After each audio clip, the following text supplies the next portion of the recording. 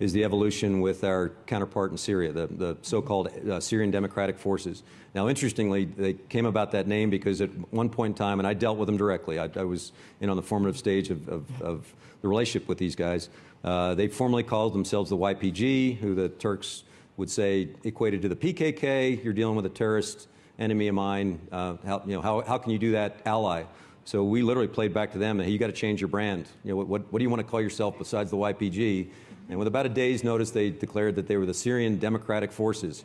I thought it was a stroke of brilliance to put democracy in there somewhere. But it gave them a little bit of credibility. And the interesting part, and I was lucky to have a great partner in Brett McGurk out there with me about the same time, because they were asking for things that I couldn't give them. And it literally was an acknowledgement that they were the demographic dominant force in northern Syria.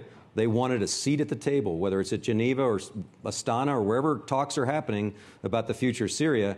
And because they had been branded as PKK, they could never get to the table. So while we paired with them militarily, Brett McGurk was able to keep them in the conversation and allow them the necessary legitimacy to be good partners for us.